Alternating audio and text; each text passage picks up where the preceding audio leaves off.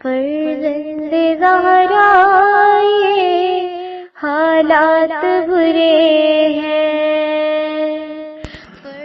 کاشانہ بصیرت ایک ایسا مکمل یوٹیوب چینل جس پر محروم بصارت کے لیے بالخصوص اور تمام افراد کے لیے بالعموم سینکڑوں کی تعداد میں اسلامی کتب دستیاب ہیں۔ لہذا گزارش ہے کہ آپ اپنی ذمہ داری نبھاتے ہوئے کاشانہ بصیرت کو سبسکرائب کرنے کے ساتھ ساتھ بیل آئیکن کو پریس کیجیے تاکہ آپ علم کے حصول کے ساتھ ساتھ مذہب اہل بیت کی اشاعت میں بھی اہم کردار ادا کرتے رہیں۔ کاشانہ بصیرت۔ فرزند زہرا یہ حالات برے ہیں۔ السلام علیکم، میں ہوں صبا جعفر اور یوٹیوب چینل کاشانہ بصیرت کے لیے قرآن مجید کی تفسیر کوثر کو بیان کرنے کی سعادت حاصل کر رہی ہوں۔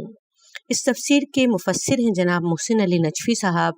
جلد 8 میں میرے پاس سورہ زخرف موجود ہے۔ وَجَعَلَهَا كَلِمَةً بَاقِيَةً فِي عَقِبِهِ لَعَلَّهُمْ يَرْجِعُونَ، اور اللہ نے اس توحید پرستی کو ابراہیم کی نسل میں کلمہ باقیہ قرار دیا تاکہ وہ اللہ کی طرف رجوع کریں۔ تفسیر آیات۔ وَجَعَلَهَا كَلِمَةٌ بَاقِيَةٌ، اللہ تعالیٰ نے کلمہ توحید کو دوام بخشا۔ جعل، جیم عین لام، جعل کی نسبت اللہ کی طرف ہے۔ حضرت ابراہیم علیہ السلام اس کے فاعل حقیقی نہیں ہیں۔ کلمت سے مراد کلمہ ہے جو کہ لا الہ الا اللہ ہے، اسے اللہ نے دوام بخشا۔ دوسری تفسیر یہ ہے کہ جعلہا میں ضمیر براعت کی طرف جاتی ہے جو اننی براءم میں ضمناً مذکور ہے۔ یہ تفسیر پہلی تفسیر سے مختلف نہیں ہے، چونکہ کلمہ لا الہ الا اللہ میں پہلے براعت ہے اور اس کا بھی نتیجہ توحید ہے۔ چونکہ حضرت ابراہیم علیہ السلام کی تعبیر میں ایک براعت ہے لا الہ، اور الا الذی فطرنی میں الا اللہ ہے۔ نمبر 2، فی عقبہ، ان کی اولاد میں کلمہ توحید یا براعت از مشرکین کو دوام بخشا۔ عقبہ سے مراد تقریباً سب کے نزدیک اولاد ابراہیم ہے، چنانچہ حضرت ابراہیم علیہ السلام کی دعا تھی وَمِن ذُرِّيَّتِنَا أُمَّةً مُسْلِمَةً لَكَ، چنانچہ براعت از مشرکین اور کلمہ توحید کے روئے زمین پر دوام حاصل کرنے والی آل ابراہیم ہی کا کردار ہے۔ آج روئے زمین پر اہم ادیان کے بانی آپ اور انہیں دوام دینے والی آپ کی آل ہے۔ جعلنا فی ذریتہ النبوۃ والکتاب، اور دعائے ابراہیم بھی اللہ تعالیٰ نے قبول فرمائی۔ وجعل لی لسان صدق فی الآخرین، چنانچہ ہر امت ان کی آل کی تعظیم و توقیر کرتی ہے۔ عقیبہ کے مصداق اس امت میں آل محمد صلی اللہ علیہ وآلہ وسلم ہیں۔ حضرت حذیفہ بن یمان راوی ہیں کہ رسول اللہ صلی اللہ علیہ وآلہ وسلم نے فرمایا، ترجمہ بیان کر رہی ہوں، اللہ تعالیٰ نے امامت کو حسین کی نسل میں رکھا ہے، چنانچہ اللہ کا فرمان ہے وَجَعَلَهَا كَلِمَةٌ بَاقِيَةً فِي عَقِبِهِ۔ نمبر 2، ابو ہریرہ العرج ابو ہریرہ سے روایت کرتے ہیں کہ رسول اللہ صلی اللہ علیہ وآلہ وسلم سے وَجَعَلَهَا كَلِمَةٌ باقیۃ فی عقبہ کے بارے میں پوچھا گیا تو فرمایا کہ اللہ نے امامت حسین کی اولاد میں رکھی ہے، آپ کی پشت سے 9 اماموں کی ولادت ہوگی، ان میں ایک اس امت کے مہدی ہیں۔ نمبر 3، حضرت علی علیہ السلام سے روایت ہے کہ آپ نے آیا وَجَعَلَهَا كَلِمَةٌ بَاقِيَةٌ فِي عَقِبِهِ کی تلاوت فرما کر یہ بات فرمائی کہ رسول اللہ صلی اللہ علیہ وآلہ وسلم ابراہیم کی نسل اور ہم اہل بیت ابراہیم کی نسل اور محمد صلی اللہ علیہ وآلہ وسلم کی نسل ہیں۔ نمبر 4 پر حضرت امام محمد باقر علیہ السلام سے روایت ہے کہ عقیب ہی حضرت امام حسین کی اولاد کے بارے میں ہے۔ نمبر 5 امام جعفر صادق علیہ السلام سے روایت ہے وَجَعَلَهَا كَلِمَةٌ بَاقِيَةً فِي عَقِبِهِ سے مراد امامت ہے جو قیامت تک اولاد حسین میں رکھی گئی ہے۔ نمبر 6 امام زین العابدین علیہ السلام سے روایت ہے کہ آپ نے فرمایا کہ وَجَعَلَهَا كَلِمَةٌ بَاقِيَةٌ فِي عَقِبِهِ یہ آیت ہمارے بارے میں نازل ہوئی ہے۔ نمبر 7 صدی کا بھی یہی نظریہ ہے کہ عقیب ہی سے مراد آل محمد علیہ السلام ہے، یعنی برات از مشرکین اور توحید کی تحریک جو حضرت ابراہیم علیہ السلام سے شروع ہوئی تھی، اسے اللہ نے اولاد ابراہیم میں کلمہ باقیہ قرار دیا، اور یہ اولاد ابراہیم حضرت خاتم الانبیاء صلی اللہ علیہ وآلہ وسلم کے دست مبارک سے ایک ابدی مرحلے میں داخل ہو گئی۔ حضرت خلیل کے ایک بت شکن فرزند حضرت علی علیہ السلام نے 9 ہجری کو حج اکبر کے موقع پر برات از مشرکین کا اعلان فرمایا۔ تفصیل آپ دیکھ سکتے ہیں سورہ توبہ آیت نمبر 3 میں، آپ ملاحظہ کیجئے۔ لعلہم یرجعون تاکہ لوگ شرک چھوڑ کر توحید کی طرف، غیر اللہ کو چھوڑ کر اللہ کی طرف رجوع کریں۔ چنانچہ آج روئے زمین پر جتنے بھی توحید پرست ہیں وہ ابراہیم علیہ السلام اور آل ابراہیم کی تحریک کا نتیجہ ہیں۔ اہم نکات میں کہتے ہیں کہ قیامت تک توحید کے علمبردار ابراہیم اور آل ابراہیم ہیں۔ بل متعت هؤلاء وآباءهم حتى جاءهم الحق ورسول مبين۔ ان کافروں کو فوری ہلاک نہیں کیا، بلکہ میں نے انہیں اور ان کے باپ دادا کو متاع حیات دی، یہاں تک کہ ان کے پاس حق اور واشگاف بیان کرنے والا رسول آ گیا۔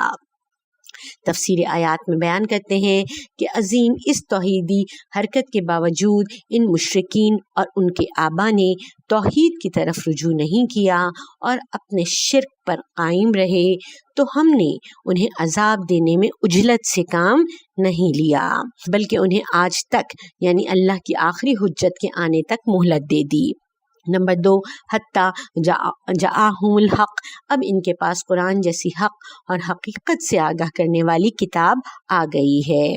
نمبر 3 ورسول مبین، اور حق اور باطل میں کسی قسم کے ابہام کے بغیر واضح اور واشگاف لفظوں میں بیان کرنے والے ایک افصاح العرب رسول ان کے پاس آئے ہیں۔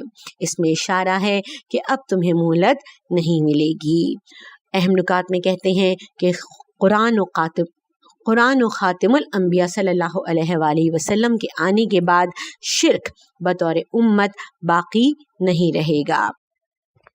وَلَمَّا جَاءَهُمُ الْحَقُّ قَالُوا هَذَا سِحْرٌ وَإِنَّا بِهِ كَافِرُونَ، اور جب حق ان کے پاس آیا تو کہنے لگے یہ تو جادو ہے، ہم اسے نہیں مانتے۔ تفسیر آیات میں کہتے ہیں کہ جب حق واضح اور واشگاف الفاظ میں بیان کرنے والے نے پیش کیا تو ان لوگوں نے اس قرآن کو جادو کہہ کر ٹھکرا دیا، جبکہ قرآن اور جادو میں کوئی قد مشترک نہیں ہے۔ حضرت موسیٰ علیہ السلام نے جب عصا کو اژدہا بنایا تو اسے جادو اور نظروں کا دھوکہ کہہ کر رد کیا گیا، لیکن قرآن ایک ثابت عبارت پر مشتمل ہے جو ہمیشہ ہر شخص کے سامنے ہے۔ وَقَالُوا لَوْلَا نُزِّلَ هَذَا الْقُرْآنُ عَلَى رَجُلٍ مِّنَ الْقَرْيَتَيْنِ عَظِيمٍ، اور کہتے ہیں یہ قرآن دونوں بستیوں میں سے کسی بڑے آدمی پر کیوں نازل نہیں کیا گیا۔ تفسیر آیات میں بیان کرتے ہیں کہ اکثر انسان مادی سوچتے ہیں، ان کی عقل ان کی آنکھوں میں ہوتی ہے، لہٰذا ان کی سوچ میں طبقاتی امتیاز رچا بسا ہوتا ہے۔ جاہلی سوچ آج بھی شخصیت کے بیرونی عوامل کو امتیاز دیتی ہے، لہٰذا یہ سوچ علم، شجاعت، روحانیت اعلیٰ انسانی قدروں اور اخلاق حمیدہ پر جو انسان کی داخلی خصوصیت ہیں، مال و دولت، منصب، کرسی کو امتیاز دیتی ہیں۔ اسی ظاہری اور سطحی پیمانے کے تحت مشرکین نے کہا کہ مکہ اور طائف کے کسی رئیس قبیلے کو اپنا نمائندہ بناتا اللہ، جس کے پاس دولت اور سرداری ہے۔ اللہ کو عبداللہ کا یتیم ملا تھا، جس کے پاس دولت ہے نہ سرداری۔ اہم یقسمون رحمت ربک نحن قسمنا بینہم معیشتہم فی الحیاۃ الدنیا ورفعنا بعضہم فوق بعض درجات لیتخذ بعضهم بعضا سخریہ ورحمت ربک خیر مما یجمعون۔ کیا آپ کے پروردگار کی رحمت یہ لوگ تقسیم کرتے ہیں، جبکہ دنیاوی زندگی کی معیشت کو ان کے درمیان ہم نے تقسیم کیا ہے، اور ہم ہی نے ان میں سے ایک کو دوسرے پر درجات میں فوقیت دی ہے تاکہ ایک دوسرے سے کام لے، اور آپ کے پروردگار کی رحمت اس چیز سے بہتر ہے جسے یہ لوگ جمع کرتے ہیں۔ تفسیر آیات میں بیان کرتے ہیں، اہم یقسمون رحمت ربک، نبوت جیسی آپ کے رب کی رحمت یہ لوگ تقسیم کرنے لگے ہیں کہ نبوت کسے ملنے چاہیے، انہیں الہی منصب بانٹنے کا حق کس نے دیا، یہ لوگ کہاں، اور الہی منصب کے لیے افراد کا انتخاب کہاں۔ پروردگار کی رحمت کو یہ لوگ تقسیم کرتے ہیں جبکہ دنیاوی زندگی کی معیشت کو ان کے درمیان ہم نے تقسیم کیا ہے۔ یہ نہ آپ کے اختیار میں ہے، نہ آپ کی سوچ میں ہے، اور نہ ہی آپ اس کا فیصلہ کرنے والے بن سکتے ہیں۔ ہم نے تو معیشت کو بھی جو ان کے درمیان تقسیم کیا تو ہم نے اپنے اعتبار سے کیا، کسی کو درجے میں کم اور کسی کو زیادہ رکھا۔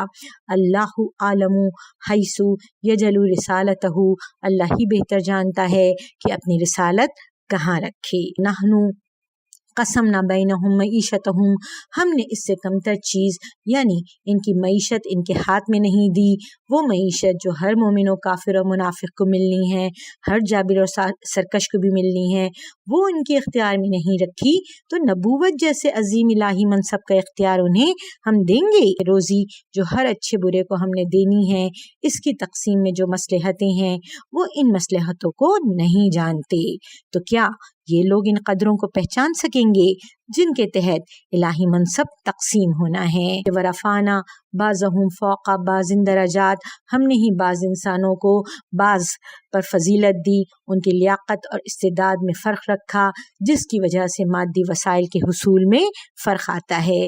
اس فرق میں یہ مصلحت کار فرما ہے کہ انسان ایک دوسرے کے کام آتے ہیں، یعنی استعداد میں یعنی ایفیشنسی میں اختلاف آنے سے ہنر اور فنون میں اختلاف آ جاتا ہے۔ ترکھان انجینئر کے کام آتے ہیں، مستری ڈاکٹر کے کام آتے ہیں، ہر فن اور ہنر دوسروں کے لیے قابل تسخیر و استفادہ ہو جاتا ہے۔ ورحمت ربک، جبکہ اللہ کی رحمت دنیاوی مال و دولت سے کہیں بہتر ہے۔ دنیا کا مال قابل زوال ہے، جبکہ اللہ کی رحمت یعنی ثواب ابدی اور لازوال ہے۔ اہم نکات میں کہتے ہیں کہ الہی منصب بانٹنے کا حق صرف اللہ کو حاصل ہے۔ نمبر 2، اللہ نے روزی بانٹنے کا حق غیر اللہ کو نہیں دیا جو ہر مومن و کافر کو ملتی ہے۔ ولولا ان يكون الناس امة واحدة لجعلنا لمن يكفر بالرحمن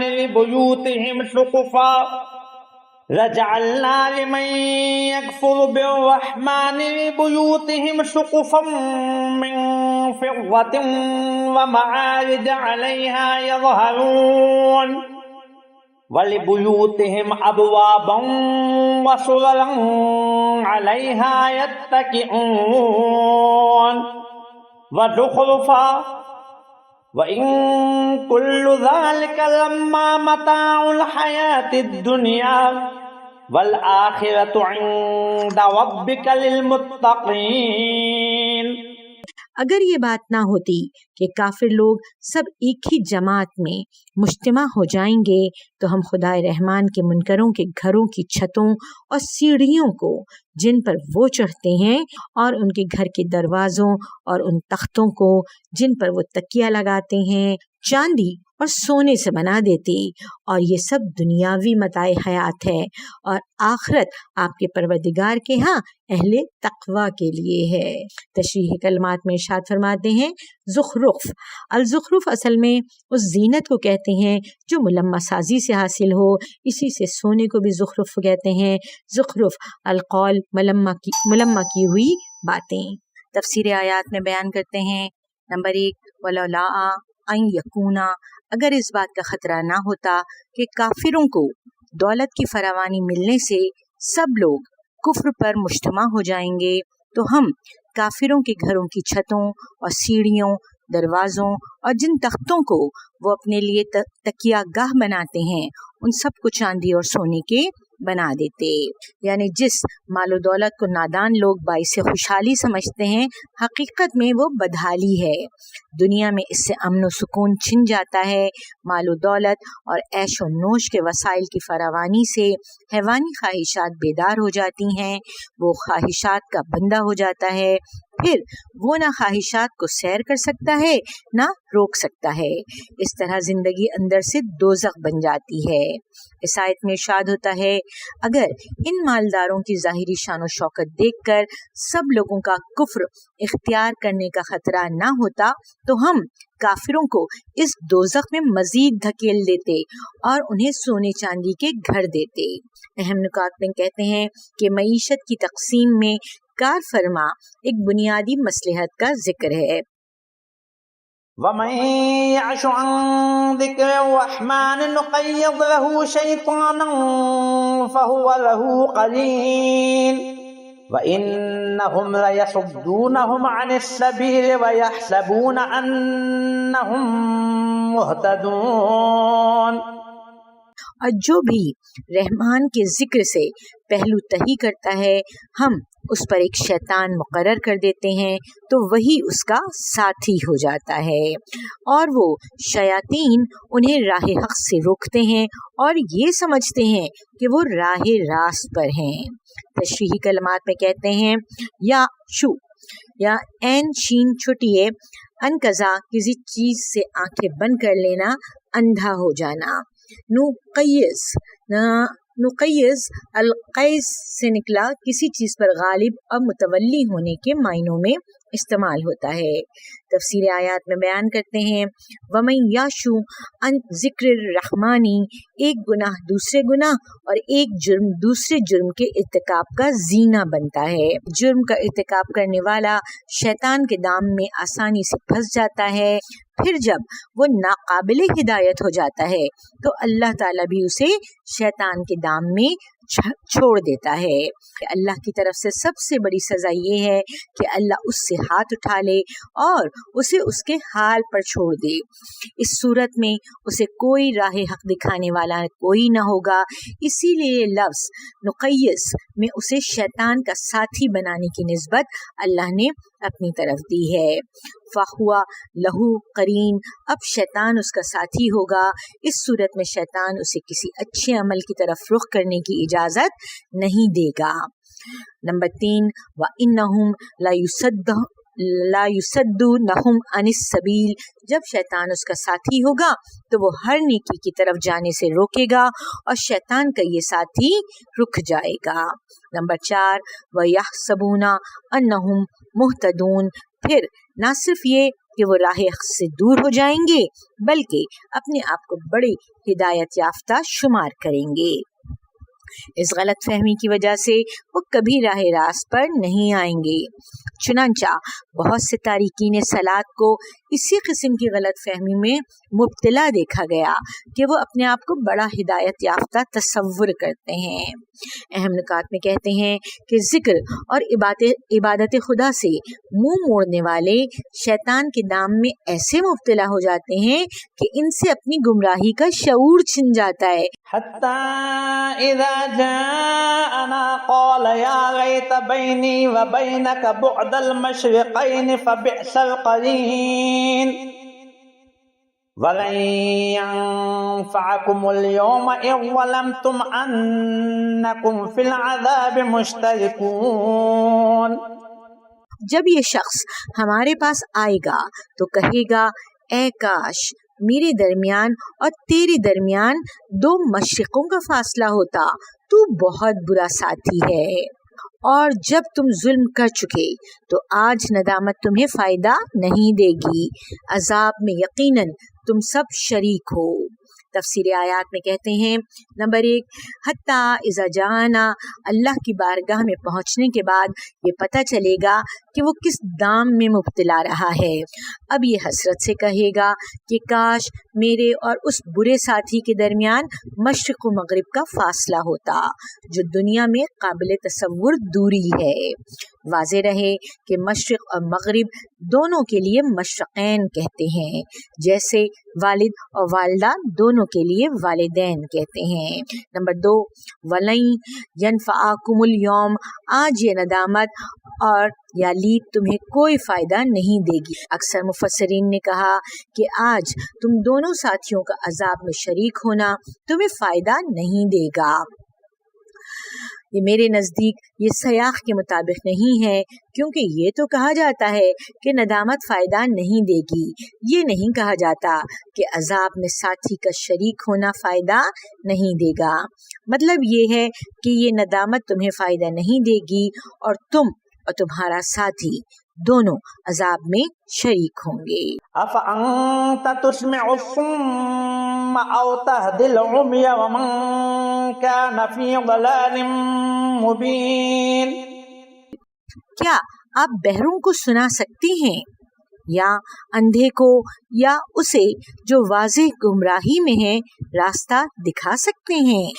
تفسیر آیات میں کہتے ہیں کہ جب کسی میں آواز سننے کی سرے سے صلاحیت ہی نہ ہو تو اس کے دماغ تک حق کی آواز نہیں پہنچ سکے گی، خواہ حق کی آواز کتنی ہی طاقتور اور پرکشش کیوں نہ ہو. اسی طرح اگر کسی کے پاس بینائی نہ ہو تو اسے صحیح راستہ نظر نہیں آئے گا، خواہ وہ راستہ کتنا ہی واضح اور روشن کیوں نہ ہو. چونکہ اللہ تعالیٰ الرحمن الرحیم ہے، اس کے باوجود جب کوئی شخص رحمت خدا کا اہل نہیں ہے تو رحمت خدا اسے نہیں ملے گی. اہم نکات میں کہتے ہیں کسی میں ہدایت کی اہلیت اگر نہیں ہے تو اس پر ہدایت مسلط نہیں کی جاتی. فَإِمَّا نَذْهَبَنَّ بِكَ فَإِنَّ مِنْهُمْ مُنْتَقِمُونَ أَوْ نُرِيَنَّكَ الَّذِي وَعَدْنَاهُمْ فَإِنَّا عَلَيْهِمْ مُقْتَدِرُونَ. بس اگر ہم آپ کو اٹھا بھی لیں تو یقیناً ہم ان سے انتقام لینے والے ہیں، یا آپ کی زندگی میں آپ کو وہ عذاب دکھا دیں جس کا ہم نے ان سے وعدہ کیا ہے، یقیناً ہم ان پر قدرت رکھنے والے ہیں. تفسیر آیات میں بیان کرتے ہیں کہ مکی کے مشرکین اس توحیدی تحریک کو الہی نہیں بلکہ رسول اللہ صلی اللہ علیہ وآلہ وسلم کی ذات سے مربوط سمجھتے تھے. ان کا یہ خیال تھا کہ یہ شخص اگر ختم ہو جائے تو تحریک بھی خود بخود ختم ہو جائے گی. کفار کی اس خوش فہمی کو دور کرنے کے لیے فرمایا ہمیں ان مشرکین سے انتقام لینا ہے، خواہ یہ عمل آپ صلی اللہ علیہ وآلہ وسلم کے وصال کے بعد ہو یا آپ کی حیات میں ہو. چنانچہ چشم جہاں نے دیکھ لیا کہ رسول کریم صلی اللہ علیہ وآلہ وسلم اسی شہر مکہ میں فاتحانہ داخل ہوتے ہیں اور ان مشرکین میں جو بچ گئے تھے وہ ماتھے پر تلقہ کا داغ لے کر زندہ رہے. سیوطی الدر المنصور میں جابر بن عبداللہ نے رسول اللہ صلی اللہ علیہ وآلہ وسلم سے روایت کی ہے فَإِمَّا نَذْهَبَنَّ بِكَ فَإِنَّا مِنْهُمْ مُنْتَقِمُونَ. آپ کے دنیا سے اٹھ جانے کے بعد ہم انتقام لینے والے ہیں. نزلت فی علی ابن ابی طالب انہ ینتقم من الناکسین والقاسطین این بادی یہ سب بغیر اعراب کے لکھا ہے۔ یہ آیت علی ابن ابی طالب کے بارے میں نازل ہوئی ہے۔ وہ میرے بعد بیعت توڑنے والوں اور ظالموں سے انتقام لے گا۔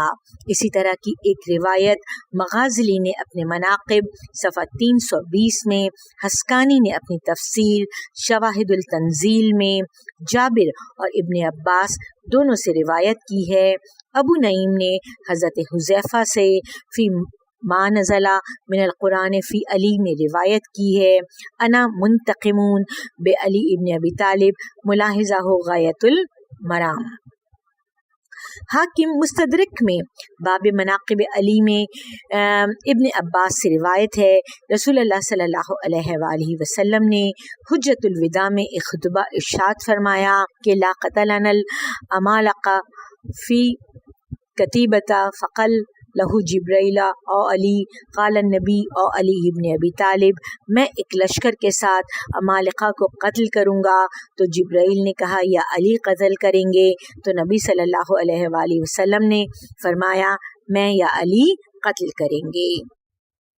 فاستمسک بالذی اوحی الیک انک علی صراط مستقیم، بس آپ کی طرف جو وحی کی گئی ہے اس سے تمسک کریں، آپ یقیناً سیدھے راستے پر ہیں۔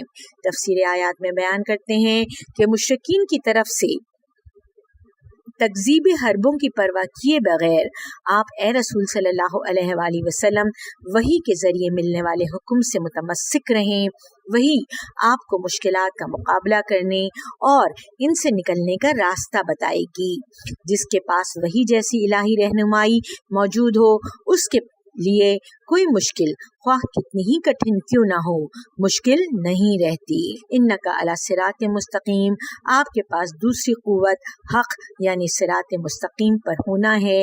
حق اور حقیقت سب سے بڑی طاقت ہے، جیسا کہ حضرت علی علیہ السلام سے روایت ہے کہ جو حق سے ٹکرائے گا حق اسے پچھاڑ دے گا۔ اہم نکات میں کہتے ہیں کہ وحی اور حق رسول کے دو طاقتور بازو تھے۔ وَإِنَّهُ لَذِكْرٌ لَكَ وَقَوْمِكَ وَسَوْفَ تُسْأَلُونَ، اور یہ قرآن آپ کے اور آپ کے قوم کے لیے ایک نصیحت ہے اور ان قریب تم سب سے سوال کیا جائے گا۔ تفسیر آیات میں کہتے ہیں نمبر 1 وَإِنَّهُ، اور جو وحی آپ کی طرف کی جا رہی ہے اس میں قرآن کے ساتھ وہ دستور حیات اور جامع نظام زندگی ہے جو رسول اللہ صلی اللہ علیہ وآلہ وسلم کے ذریعے انسان کی سعادت کے لیے دیا گیا۔ لَذِكْرٌ لَكَ، اے رسول یہ وحی آپ کے لیے عزت و شرف کا باعث ہے۔ چنانچہ اس ذکر کو اللہ نے اپنے ذکر کے ساتھ بلندی عنایت فرمائی، وَرَفَعْنَا لَكَ ذِكْرَكَ، اور یہ ذکر رسول اللہ صلی اللہ علیہ وآلہ وسلم کرۂ ارض کے ہر خطے میں 5 وقت اللہ کے ذکر کے ساتھ بلند ہوتا ہے۔ ولی قومک، اور جس قوم کی طرف آپ صلی اللہ علیہ وآلہ وسلم مبعوث ہوئے ہیں اس کے لیے یہ باعث عزت و شرف ہے۔ چنانچہ جمود کی شکار ایک گمنام قوم آج دنیا میں امت مسلمہ کے عنوان سے ایک فکری و علمی مقام رکھتی ہے۔ آیت کی نظر اس امت کے مستقبل پر ہو سکتی ہے۔ یہ امت مسلمہ مستقبل میں اس کرۂ ارض کی واحد مقتدر امت ہوگی۔ للہ العزت لرسولہ وللمومنین، عزت تو اللہ اور اس کے رسول اور مومنین کے لیے ہے۔ نمبر 4 وسوف تسألون، اس وحی کے بارے میں سوال ہوگا، رسول سے سوال ہوگا کیا آپ نے وحی لوگوں تک پہنچا دی؟ وَلَنَسْأَلَنَّ الْمُرْسَلِينَ، ہم مرسلین سے سوال کریں گے، امت سے بھی سوال ہوگا کیا تم نے اس پر لبیک کہا اور اس پر عمل کیا؟ حسکانی نے شواہد التنزیل میں جابر بن عبداللہ انصاری سے روایت کی ہے کہ تم سے علی ابن ابی طالب کی محبت کے بارے میں سوال کیا جائے گا۔ وَاسْأَلْ مَنْ أَرْسَلْنَا مِنْ قَبْلِكَ مِنْ رُسُلِنَا أَجْعَلْنَا مِنْ دُونِ الرَّحْمَنِ آلِهَةً يُعْبَدُونَ، اور جو پیغمبر ہم نے آپ سے پہلے بھیجے ہیں ان سے پوچھ لیجئے کیا ہم نے خدائے رحمان کے علاوہ معبود بنائے تھے کہ ان کی بندگی کی جائے؟ تفسیر آیات میں کہتے ہیں کہ سابقہ انبیاء علیہ السلام سے پوچھنے کا مطلب یہ ہے کہ ان انبیاء علیہ السلام نے جو تعلیمات چھوڑی ہیں ان میں کہیں غیر خدا کی عبادت کا کوئی ذکر ہے؟ دیکھ لو کیا توحید پرستی پر تمام انبیاء علیہ السلام کا اجماع نہیں ہے؟ روایات اہل بیت علیہ السلام میں آیا ہے کہ شب معراج رسول صلی اللہ علیہ وآلہ وسلم کے سامنے تمام انبیاء علیہ السلام جمع کیے گئے، پھر ان سے سوال کرنے کا حکم ہوا۔ ثعلبی نے اپنی تفسیر میں آیت کے ذیل میں عبداللہ بن مسعود سے روایت درج کی کہ رسول اللہ صلی اللہ علیہ وآلہ وسلم نے فرمایا، میرے پاس ایک فرشتہ آیا اور کہا، اے محمد، جو پیغمبر ہم نے آپ سے پہلے بھیجے ہیں ان سے پوچھ لیجئے کہ وہ کس مقصد کے لیے مبعوث ہوئے۔ میں نے کہا کہ کس مقصد کے لیے مبعوث ہوئے؟ تو فرشتے نے کہا کہ آپ کی ولایت اور علی کی ولایت کے لیے مبعوث ہوئے۔ ملاحظہ ہو شواہد التنزیل ذیل آیت معرفہ علوم الحدیث تالیف حاکم صفحہ 96، تاریخ دمشق 241 سے 42، توئین دارالفکر۔ وَلَقَدْ أَرْسَلْنَا مُوسَى بِآيَاتِنَا إِلَى فِرْعَوْنَ وَمَلَئِهِ فَقَالَ إِنِّي رَسُولُ رَبِّ الْعَالَمِينَ فَلَمَّا جَاءَهُم بِآيَاتِنَا إِذَا هُم مِّنْهَا يَضْحَكُونَ۔ اور ہم نے موسیٰ کو اپنی نشانیاں دے کر فرعون اور اس کے درباریوں کی طرف بھیجا۔ پس موسیٰ نے کہا، میں رب العالمین کا رسول ہوں۔ پس جب وہ ہماری نشانیاں لے کر ان کے پاس آئے تو وہ ان نشانیوں پر ہنسنے لگے۔ تفسیر آیات میں کہتے ہیں کہ اللہ نے حضرت موسیٰ علیہ السلام کو فرعون اور اس کے درباریوں کی طرف اس لیے بھیجا چونکہ باقی لوگ اپنی ذاتی و استقلالی فکری حیثیت نہیں رکھتے تھے، سب فرعون اور اس کے درباریوں کے تابع تھے۔ نمبر 2، فقال انی رسول رب العالمین، حضرت موسیٰ علیہ السلام جیسے بے سہارا فرعون جیسے طاغوت کے سامنے ایسی بات کرتا ہے جو اس کے تخت و طاغوت کے خلاف ہے۔ اس کے خلاف حضرت موسیٰ کا یہ کہنا کہ میں تو عالمین کے رب کا نمائندہ ہوں، فرعون کی سلطنت کے غیر قانونی ہونے کا اعلان تھا۔ اس کے بعد رسول صلی اللہ علیہ وآلہ وسلم کے لیے تسلی اور مشرکین کے اس قول کا جواب ہے کہ اللہ نے طائف اور مکے کے کسی بڑے آدمی کو اپنا نمائندہ کیوں نہیں بنایا۔ نمبر 3، فلما جاءہم، چنانچہ حضرت موسیٰ علیہ السلام کے معجزات دیکھ کر بھی وہ متاثر ہونے کی جگہ معجزات کا تمسخر اڑاتے تھے۔ ان لوگوں کی منطق بھی طبقاتی بنیاد پر قائم تھی جو آج کے مشرکین کی ہے۔ وَمَا نُرِيهِم مِّن آيَةٍ إِلَّا هِيَ أَكْبَرُ مِنْ أُخْتِهَا وَأَخَذْنَاهُمْ بِالْعَذَابِ لَعَلَّهُمْ يَرْجِعُونَ۔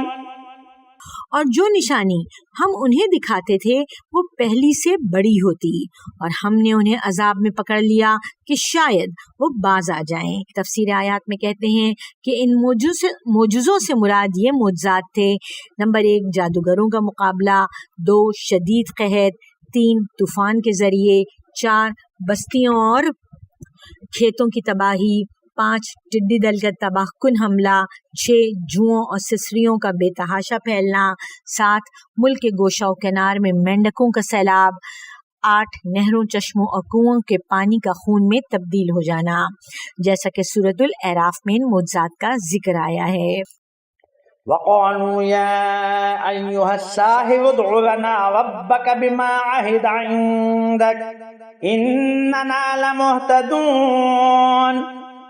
اور عذاب دیکھ کر کہنے لگے، اے جادوگر، تیرے پروردگار نے تیرے نزدیک تجھ سے جو عہد کر رکھا ہے اس کے مطابق ہمارے لیے دعا کر، ہم یقیناً ہدایت یافتہ ہو جائیں گے۔ تفسیر آیات میں کہتے ہیں کہ یا ایھا الساحر، یعنی حضرت موسیٰ کو اے ساحر کہتے تھے، اے جادوگر کہتے تھے۔ حضرت موسیٰ علیہ السلام کو ایک طرف ساحر پکارنا اور دوسری طرف آئی ہوئی مصیبت کو ٹالنے کے لیے اللہ سے دعا کے لیے کہنا بظاہر تضاد لگتا ہے۔ مصری معاشرے میں ساحر کو بہت بڑا عالم سمجھا جاتا تھا اور ساحروں کا معاشرے میں ایک مقام تھا، جیسے حضرت عیسیٰ علیہ السلام کے زمانے میں طبیبوں اور عربوں میں فصاحت و بلاغت رکھنے والوں کو حاصل تھا۔ چنانچہ فرمایا اور شہروں میں ہر کارے بھیج دو کہ وہ تمام ماہر جادوگروں کو تمہارے پاس لے آئیں۔ ممکن ہے حضرت موسیٰ علیہ السلام کے معجزوں کی کثرت کی وجہ سے وہ دل میں حضرت موسیٰ علیہ السلام کو برحق رسول سمجھتے ہوں مگر ان پر ایمان نہیں لاتے تھے۔ یہ بھی ہو سکتا ہے کہ وہ سحر اور معجزے کو دو چیزیں نہ سمجھتے ہوں اور یہ عقیدہ رکھتے ہوں کہ موسیٰ علیہ السلام جو ہیں وہ اللہ کی طرف سے بہت بڑے ساحر ہیں، اسی لیے دعا کی درخواست کی ہے۔ پہلے وہ ساحر کو رسول نہیں مانتے تھے چونکہ دوسرے ساحرین اللہ کے رسول نہیں تھے۔ نمبر 2، بما عہدہ اندک، اللہ کا نمائندہ ہونے کے اعتبار سے تمہاری دعا قبول ہونے کا وعدہ ہے، اس کے مطابق دعا کرو۔ اس سے بظاہر معلوم ہوتا ہے کہ وہ حضرت موسیٰ علیہ السلام کو دل میں رسول برحق سمجھتے تھے۔ فَلَمَّا كَشَفْنَا عَنْهُمُ الْعَذَابَ إِذَا هُمْ يَنكُثُونَ،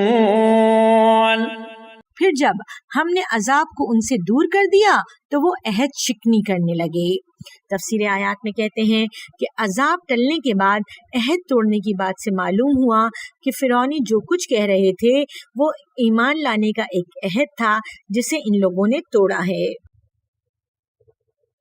وَنَادَى فِرْعَوْنُ فِي قَوْمِهِ قَالَ يَا قَوْمِ أَلَيْسَ لِي مُلْكُ مِصْرَ وَهَٰذِهِ الْأَنْهَارُ تَجْرِي مِن تَحْتِي أَفَلَا تُبْصِرُونَ۔ اور فرعون نے اپنی قوم سے پکار کر کہا، اے میری قوم، کیا مصر کی سلطنت میرے لیے نہیں ہے اور یہ نہریں جو میرے محلات کے نیچے بہہ رہی ہیں کیا تم دیکھتے نہیں ہو؟ تفسیر آیات میں کہتے ہیں کہ حضرت موسیٰ علیہ السلام کی طرف سے تواتر سے معجزے آنے کے بعد فرعون کا تخت متزلزل ہو گیا، چونکہ وہ اپنے آپ کو سورج رب کا نمائندہ کہتا تھا۔ اس خطرے کے پیش نظر فرعون نے اپنے پروپیگنڈا مشینری کو متحرک کرنے کے لیے وہی طبقات اور مادی قدروں پر مبنی منطق اختیار کی اور کہا موسیٰ اور کہاں میری مصری عظیم سلطنت، کجا موسیٰ جس کے پاس ایک لاٹھی کے سوا کچھ نہیں، اور کجا میری سلطنت کی دولت و اقتدار، کیا تم نہیں دیکھتے ہو دریائے نیل سے نکلی ہوئی نہریں کس کے اختیار میں ہیں؟ ام انا خیر من هذا الذي هو مهين ولا يكاد يبين، کیا میں اس شخص سے بہتر نہیں ہوں جو بے توقیر ہے اور صاف بات بھی نہیں کر سکتا؟ تفسیر آیات میں کہتے ہیں کہ فرعون اب اس پوزیشن میں آ گیا تھا کہ اپنے اور حضرت موسیٰ علیہ السلام کے درمیان موازنہ کرے، کمپیریزن کرے، اپنے اقتدار اور حضرت موسیٰ علیہ السلام کے معجزات کو بیان کرے، اپنے جبر اور موسیٰ علیہ السلام کی منطق کے درمیان موازنہ کرنے پر وہ اتر آیا اور اس کے لیے تحقیری حربہ استعمال کیا۔